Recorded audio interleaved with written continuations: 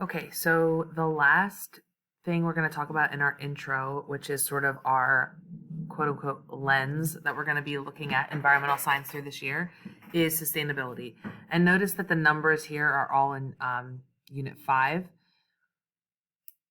We pulled those from Unit 5 because they're the best way to, and by we, I mean myself. I don't know why I'm speaking about a magical other party. Anyway, it's the good way to start the year and sort of have a good lens or a good grasp of what we're looking at through the whole entire year.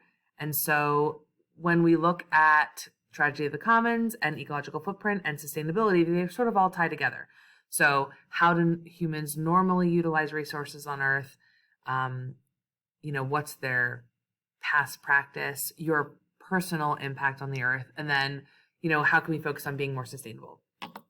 So we're going to talk a little about what sustainable or what sustainability means, and we're going to skip over the sustainable yield piece right now because that's not necessarily something that we need to be focusing on at this very moment.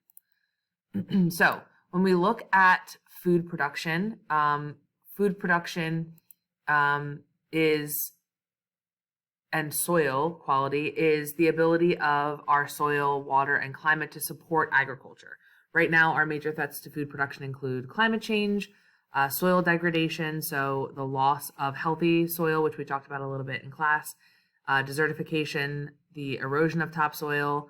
We also need to focus on groundwater depletion, and all of those things are impacted by climate change. This right here is the projected impact of climate change on agricultural yield. So Unit 5 is dealing with mostly agriculture. But when we look at agricultural yields, all of these areas, especially those in red, are going to be negatively impacted as climate change continues to increase all around the globe. As we also increase meat consumption, that's going to have a negative impact on food production as well, because that's going to take water and land away from grain production. So when we use factory farming or confined animal feeding operations or CAFOs, those things take crops that we would normally feed to humans and feed them to cattle. So because of that amount of grain is now removed from feeding the population and is focused on feeding animals. So that's why we say like eating less meat would help impact or decrease your impact on the Earth. Overall global grain production has leveled off and is actually shown signs of decline. So that's also a negative impact on our ability to be sustainable across the globe. That's our grain production there. So when we look at some of the issues, so all the things we're looking at here are sort of issues that we see across the globe. So atmospheric CO2 is another commons that we talked about.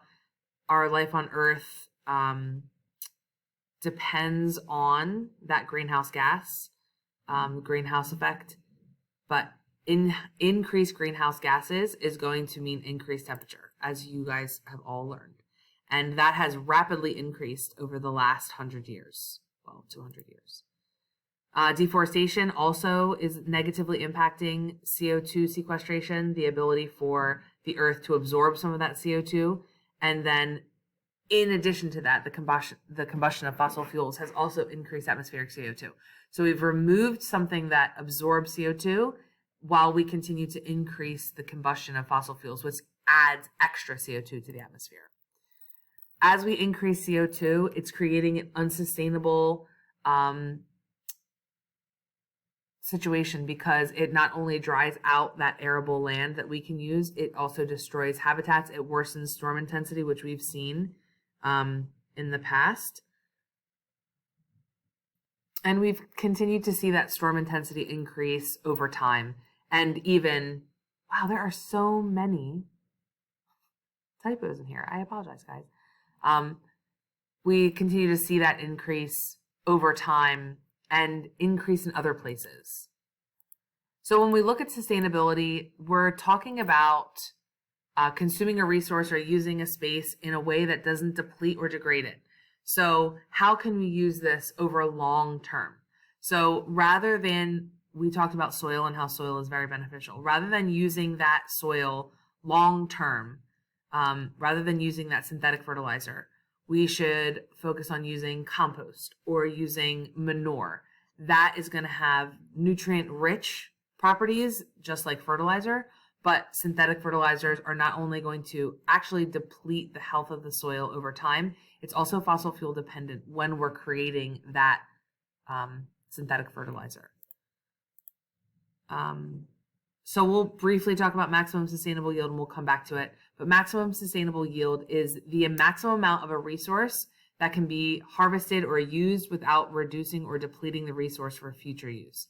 So basically, this is generally about half of the carrying capacity. So in our Tragedy of the Commons lab, many of you got to a point where you were taking out half the number of fish because you could get half of that population back up to that regeneration rate. So that's the goal, is you want the population to be able to restabilize itself after it's been fished or harvested in some way.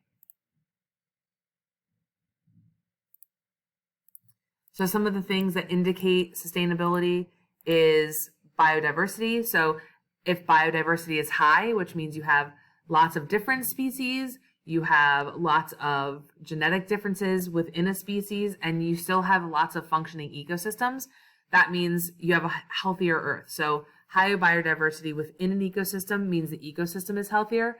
High biodiversity of ecosystems means the overall globe is healthier. Declining biodiversity often indicates increased pollution, habitat destruction, or climate change.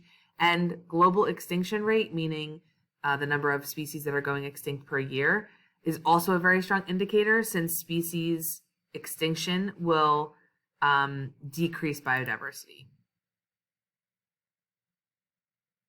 So here you're seeing the number of species that have gone extinct. So since 1900, those numbers have rapidly increased.